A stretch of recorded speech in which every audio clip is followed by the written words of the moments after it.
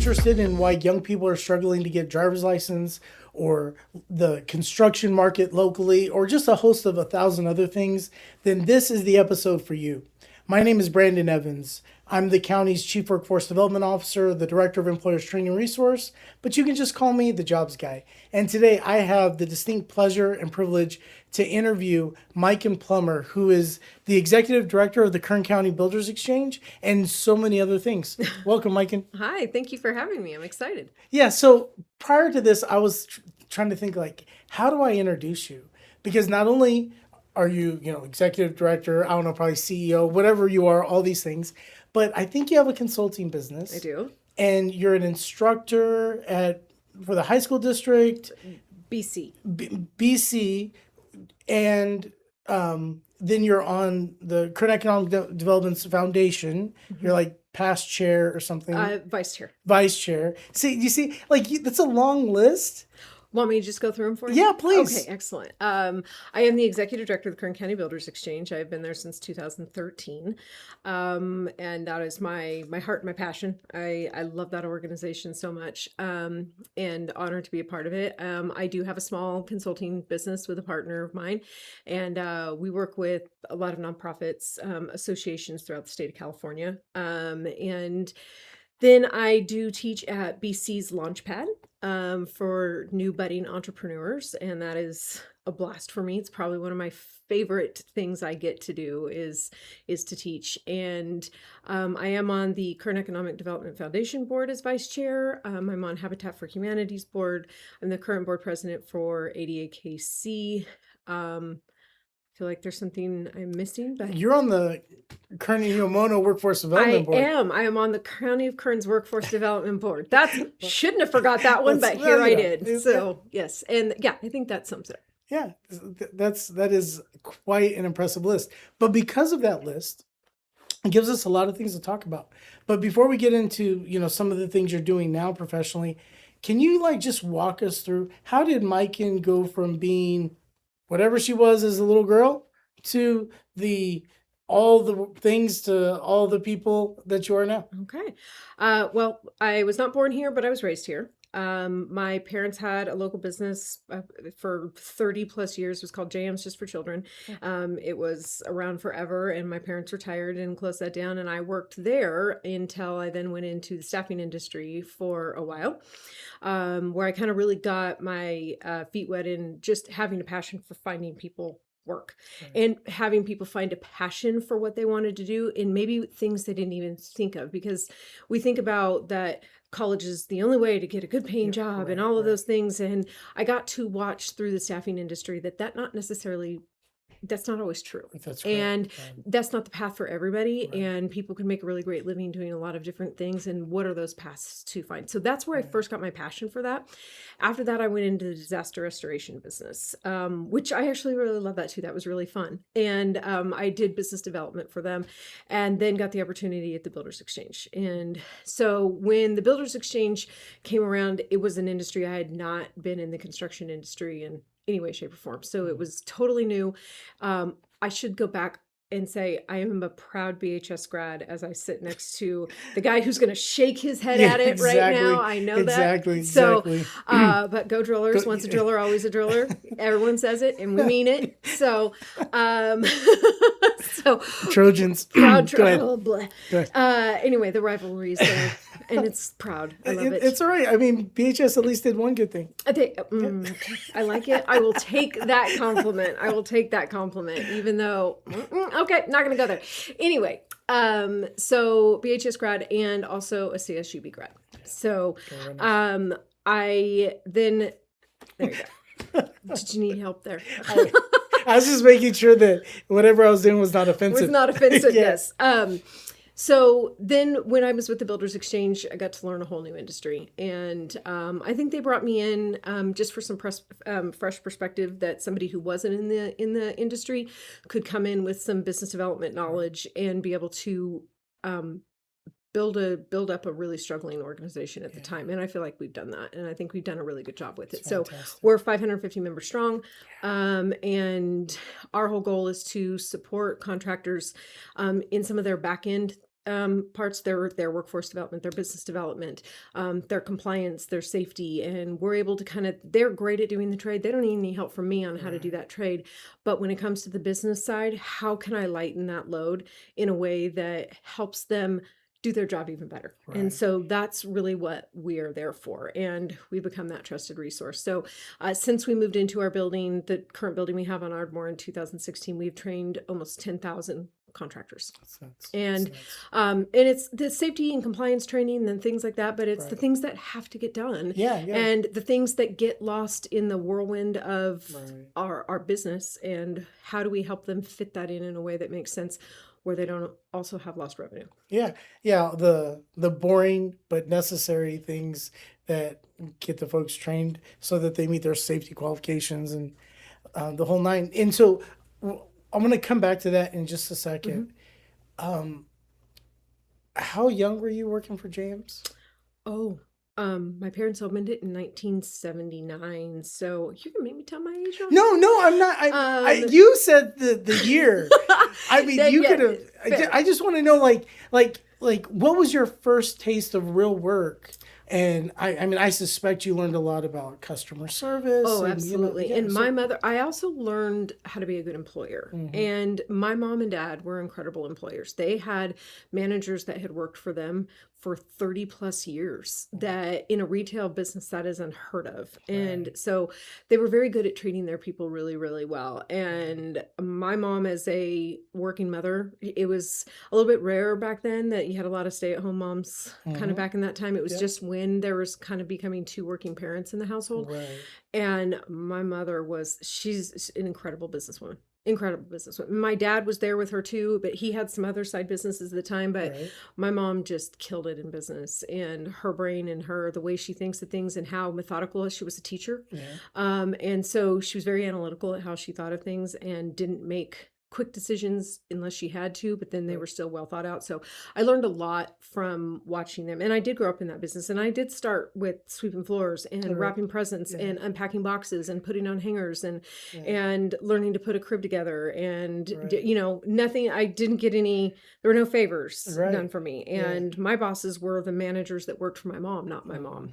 And so, and then my daughters, when they were younger, they got to work a little bit, but they were still pretty young. But we did put them to work every once in a while. So Yeah. Well, I just bring that up, and because we all have our own employment journey, but it often starts way before we're actually getting a paycheck, and it's some of these just early lessons about, yeah, you might be the owner's daughter, but you're sweeping floors, and the modeling and all of those things, because sometimes parents almost like intentionally shield their kids from the work world, and I would argue it sets them back, and part of your success is probably goes back to when you were 12 or something. I also come from a long line of very successful breadwinning women.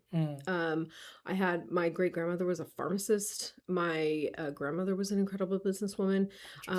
All of my aunts are pharmacists, doctors, businesswomen, entrepreneurs, and so they were. I come from a very, very long line of women who showed me an example of how you can be a phenomenal woman, a phenomenal member of your family, a phenomenal member of society, and be successful in business. And you can do those things. And I was a stay-at-home mom for a while, and I did love to be home with my kids, but my kids will tell you I was better after I went to work. Got it. And so that's just kind of what fed me. But being able to have those examples, there was never this pressure necessarily of like, you have to succeed, all the women in your family have done it, kind of a thing. Don't let us down. But kind of just because just from example, there was that, I was very, very blessed to have that kind of influence in my life. And because I'm incredible women. That's not to say that the men were not incredible, but I had, as a woman, to be able to identify with the women in my life and watch them. I've got a cousin who's a principal, and it's just they're phenomenal women, and I'm blessed that I get to raise my girls with those examples. Yeah, and the power of what you just said, the power of example. We always think that the teaching we do is what I say, what I instruct, what I point to, but just who we are, how we live, habits. My grandfather, I was raised by my grandparents. I don't think he had much more than maybe a fifth grade education, but he got up early every day. Mm-hmm. Every day, back when gas stations were full service and lube jobs and all the things. And I would wake up to the smell of him making himself breakfast, and still to this day, I get up at 4 a.m. every day. It's Yeah. just, it was never instructed. It was never spoken. It wasn't like, if you want to be successful, get up early. Yeah. It's just an example. Yeah. Right? It's just an example. Absolutely. Yeah. And I'm kind of, my habitual morning routine, it is important to me having that time and ritual in the morning. It's the way that sets me up for the entire day so that I can have a day that's a little bit more fulfilling, and it's along that line. So yeah, I never want to be rushed in the morning. And I think I saw that with my mom. My mom and dad sat and had coffee in the morning, and they did that, and so but that didn't mean that they didn't work their tails off and were incredibly successful. So I realize that is not the story for everybody to have those that successful lineage and the women the example in my life, which is where kind of my passion for workforce development came in. And is just that how can we make other people understand that there are other paths. And then with Kern High, we just fully support their ROCC Tech. I mean, what an incredible program. If there are people who have not taken a tour of that facility, please do. It's just it's incredible. And then when we had interactions with younger high school kids and my kids coming up through high school, and these kids are like, I don't know what I want to do. I don't want to be. And I was like, let's sit down and talk about it. And we would come up with a path, and we'd be like, okay, so this path may include a little bit of education that you'll need to go to BC for, or, or maybe it's a 4-year degree. If that's what you want to do, it's a 4-year degree. But what is something else that can maybe get your foot in the door in that, to see if that's something you want to do, to then build farther. So I just wanted to help them prepare their path to go forward. And not always was that through college education. I have one of my favorite young people. He sat in my kitchen table during high school, and we tutored him through school. There were times that I thought, this kid is not going to graduate. And he did graduate, and then he kind of fumbled through BC just a little bit. And this was a kid I couldn't get to read a book when we were working at my kitchen table, or to write a paper, or to anything. And then he calls me, and he gets into door-to-door sales for solar for a while, and is pretty successful at it. And if you are going to be a salesman, go be a door-to-door salesman, because you will learn how to get kicked in the teeth really well, and take it and keep going back for your licks, and you will learn how to sell in a way that you don't have a lot of opportunity to do that. And he started doing that, and he was successful.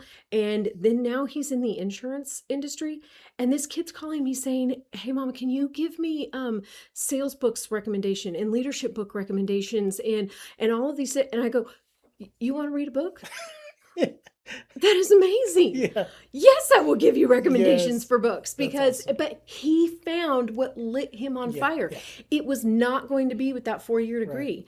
And he is wildly successful as a young person. He's about ready to get married. He's got a great, book of business. He's specialized in the insurance industry.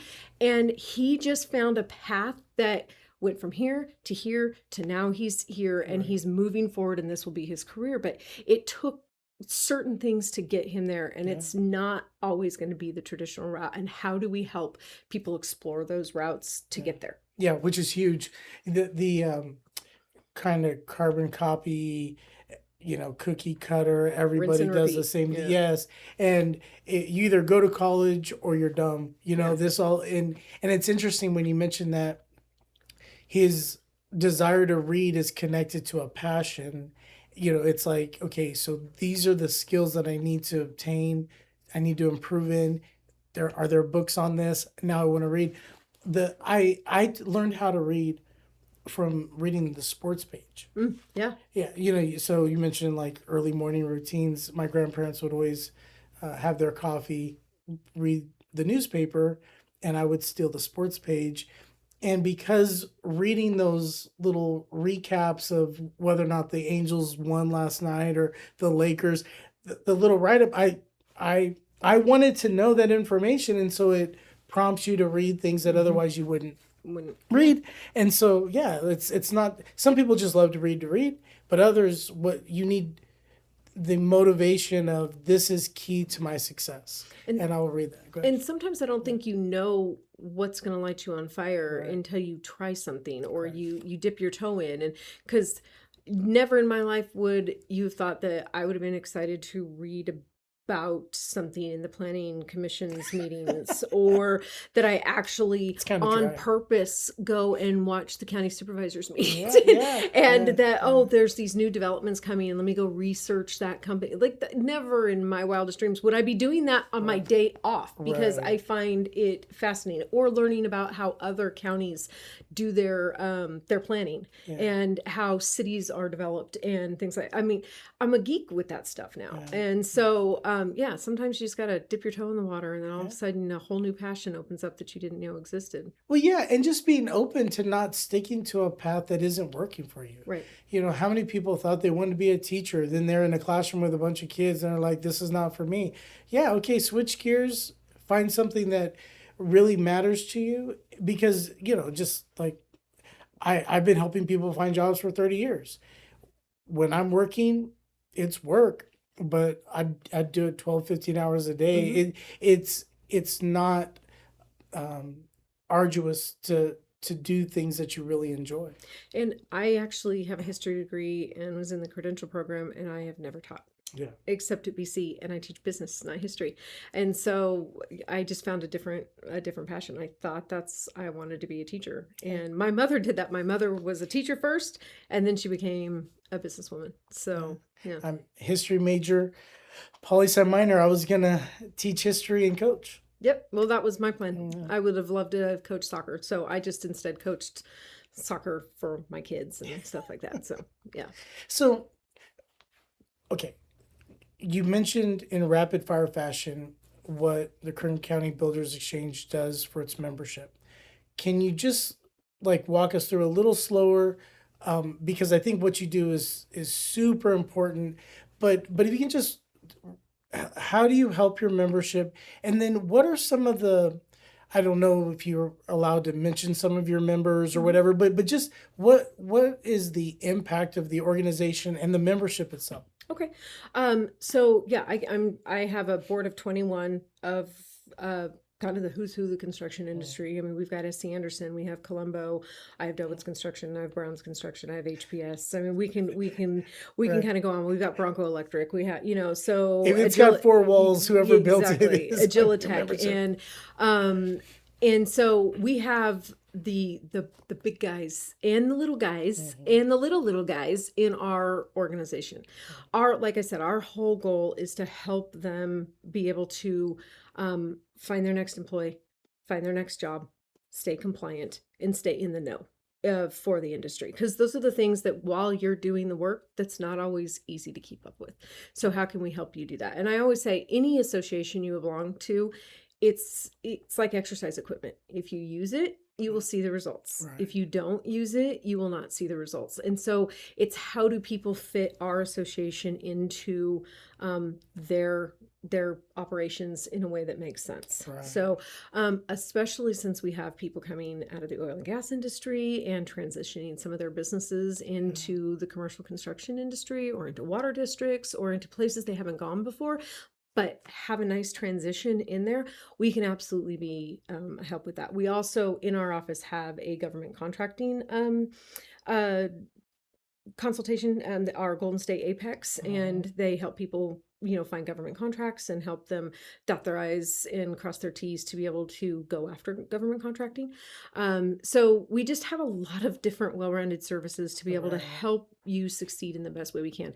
The other thing that we're really focused on for this last quarter and in the coming year, there's three things that we are really focused on. Is one, I want the new up and coming contractor leaders, those young leaders. I want to put them into our Kern County construction leaders, and we have a handful of them that are going to be in there anyway, but we're going to help guide them with leadership and so with mentoring from the older generation of contractors and help keep those young talented people in the sector to help continue to build Kern County. Right. The other thing is we do have guys who've been working for somebody else and they've been doing this for a long time and they want to get their license and they are great at the trade, they are not so great at running the business and they just don't have the experience in Right. it. So we do new contractor series where we help those people learn how to run that backside of the business, and Right. we connect them with experts all over the county Yeah. to Maybe be able they to do shouldn't that. buy 9 trucks with that first Yes, gig. please don't you get your first big bay truck and you buy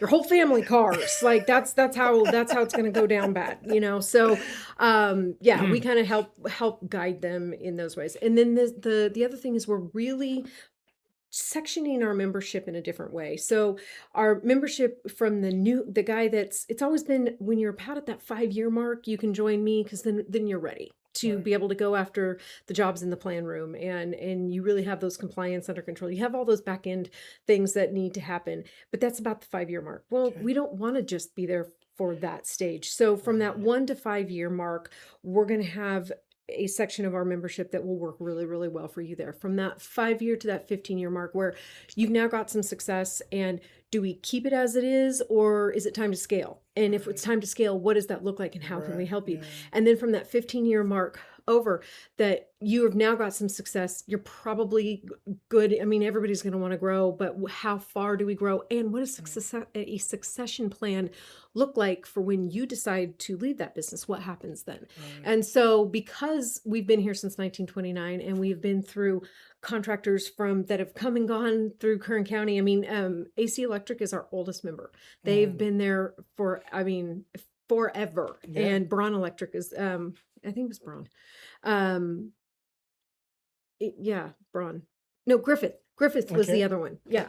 And that have just been in our membership forever. So they've already had some great long-term success, obviously, but Yeah. that meant they had a good succession plan for how that business was going to Right. continue Yeah. over the generations. And we want to make sure that we set you guys up for success for that as well. Yeah, that's huge. That is huge, because the the passion, the drive of that person who launches the business and gets it off the ground and helps establish it, if you don't transition that to the right person coming along, Hmm. that, what happened to that business, Yeah. But yeah, the AC Electrics, how can you do it so well for so long? It's because your succession planning is great too. Yeah. Exactly. Yeah. Your operations and your flow and everything can transition, and that you make pivots every, Mm, it seems like with the Builders Exchange, I've had to make a pivot about every 5 years. right. That something has changed enough to where we're now making another pivot, and then we're making another pivot, because the industry has changed a little bit. And so when we make that change, or when we see that change is happening in our industry, we have to make it so that we make sure that we're knowledgeable enough to help our members make it. Yeah. So Yeah, and one of the things that is so awesome about what you guys do is you recognize it's not just about training the individual employee, but it's literally training the entire business. yeah. If you can help that entire business transition and upscale and et cetera. And so if you want to say something about that, that's Yeah, so we are part of a grant where we are helping businesses transition from one industry to other industries, and it doesn't always have to be the construction industry. We're right. pretty good at the business development side, to where we could probably find another path. What are the transferable skills that you have had, or that your past performance that lends you to a new industry that maybe you didn't even think about? Right. But getting a new set of eyes on that, and somebody who's got access to a lot of industries out there, Right. it's a good thing to be able to put that in the eyes of somebody else for a little while and have them look around, and we do that. And the other thing we do is make sure that our members are safe and compliant, so that when they are ready for those jobs, that your XMOD is solid, so that when somebody looks at you and says, "Hey, I think I'd like to look at XYZ company for this job," and they can look at your safety record and they can pull up your XMOD, and they're like, "You're less risk for me to hire you than somebody who isn't." And so, because of some of the great grants that we have gotten, I can take a member's entire training program, their entire safety program, and get it covered almost at no cost. And we will do these stand down safety days where we'll get it, because we understand that the opportunity cost, that the ability to take people out of the field to be able to do training is hard. Yeah. So, Yeah. but if you do it on a Saturday and you get them all done, Yeah. you've got your work week. It's actually less risk for you to take them and grab them on a Saturday. Let's get all of your training done. I can have 5 instructors. I can have bilingual instructors. I can have remote instructors with things, and we can get your safety training done and over with. I don't want to say over with because I don't like that, because it's an ongoing Sure. thing Yeah. forever. Yeah. Because I don't like reactive safety. I like proactive safety. Right. And get that done, and then we can usually get it covered under our grants. So that's a burden off of our members as well. But it's really important for us that we aren't, the culture in the oil fields and things like that is safety. It's a culture that's been built. Right. The one thing we've realized in the construction industry, sometimes it's reactive safety, and it's really important for us. We're not going to do just drop-in safety. We're going to be like, how do we help you really be compliant so that you are really well prepared for those jobs when they come to you? And so that's really important to me, that I'm never going to be the source where it's like, man, I really just can I just check box safety? No. Oh, I just got to get this check. No, let's figure out how it applies to your particular trade, and that all of this is applicable in the field, and that your people not only know it, but they know how to change behavior to make sure that you're safe and compliant and your people are alive and uninjured. Yeah, that's always a good way to end the day. So when I first visited your location, I was a little surprised by all the audio visual media equipment. What do you do with all that? Safety training. So we will do safety training and video it, and be able to have those be able to be played for our members. We can we do our own social media and our own recordings and our own videos and things like that. And we partner with Cypress Avenue, which is one of our professional service group partners, and they do that with us. And I mean, really, it's their brainchild. I'm just along for the ride, and I'm blessed to have all of it there. So, It's sweet. I'm lucky. Yeah. So sometimes it's having employees on site, but sometimes it's basically virtual, or whatever words you want to put. It can be anything you need it to be. But we've got the capabilities to pretty much handle any of it. And to make sure it's interactive. So if it's where, let's say we're doing a training for a company that has half of its workforce in San Diego, then we want them to be in that room. They want to be interactive with what the live training that's happening. We have the ability to have that interactive training really well too. They can type in questions, they can do, so it's interactive. So that, again, it's not checkbox safety, because I'm very against checkbox safety. No, the injuries will tell you whether or not you're doing just checkbox safety. There are people who have had the opportunities, companies that have had opportunities to get jobs that their ex-mod was just this far away from being okay, and it made them ineligible to do that project. This one little incident off of being able to be eligible, and that I don't want that. I want Kern County to be one of the safest place to get a contractor from. And the unions have incredible programs for those kind of things for their union members, and we have union and non-union members in the Builders Exchange, so we are here to support construction as a whole, and that's kind of where we sit with things. Yeah, awesome. So let's transition a little bit. So you have a passion for young people getting driver's license. I do. What, because I think this is super helpful. There's a sense that young people just don't get licensed because they're lazy or something. What are the real factors that combined contribute to such a low number of 16 and 17-year-olds having their license? I think it's Pandora's box. We open it up and look at it. There's a million different reasons why this can happen. Helicopter parents are one of them. And economic factors. So it's expensive. When you and I were in school, we took it in school. And a couple years ago. Just a couple of years ago. We took it in school. Could we argue that putting 3 students in a vehicle with somebody who has no driving experience is a great idea? liability wise now, I'm not so sure, but nonetheless, that's how it was done. Yeah. And because it was through public education, right. we got to do it for free, right? right. The most cost you had was to get your license Yeah. at the DMV, right? So now that's much different. We're looking at, $400, $400, That's $500. And that's a lot of money for a lot of families. And if Yes, you it have kids that are a couple of years apart, that's, but then you think if they get their license and then if you can't afford to put them on your insurance, That's that's a real issue too. But where the unexpected consequences showed up was in the workforce. And because insurance, again, most commercial insurances, from my understanding, and I'm sure that there are all kinds of nuances in this that I don't fully understand, but this is what I'm being told from my members is that here we're putting them through ROC's construction program or BC's construction program or all of these different construction programs throughout the county. They're ready to go to work. They have the certifications, they have the safety training, they have all the things they need to do. They've got a little bit of experience. And then they get there and they're like, oh, you don't have a driver's license. I can't hire you. What?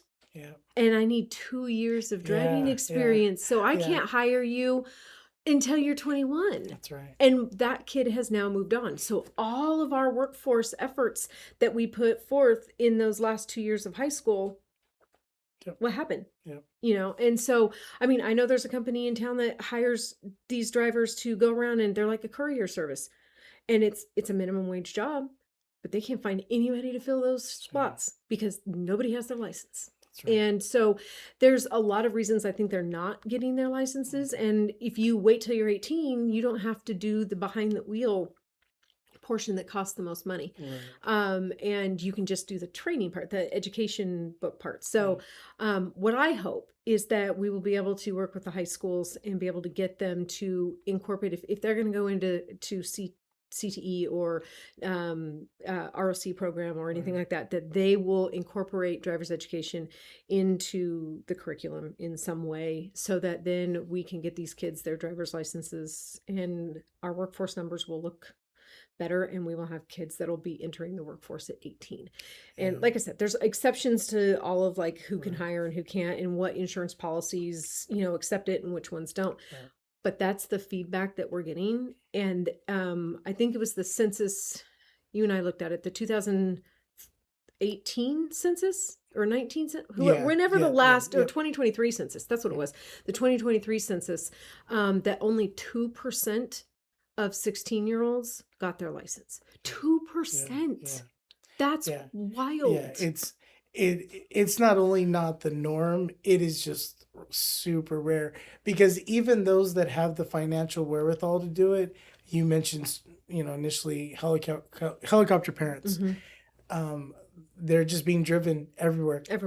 And they like kind of having that control. And I'm not saying that just because somebody told me that they think that's what it is. Like we have talked to parents, we have had conversations, we've put out surveys like, what is it? And they were just like, it's easier for me to drive them around. And then I don't have to pay for the extra money. It's like, I like to have control of where they're going. I like to, and where I got my license the day I turned 18 years old. Like I had made that appointment at 8 a.m. that morning. I drove myself to school later that day. You know what I mean? So that's just how that went back then. But it was also more affordable for families to do it. And the insurance is a real issue, but it's taking it out of the public school system.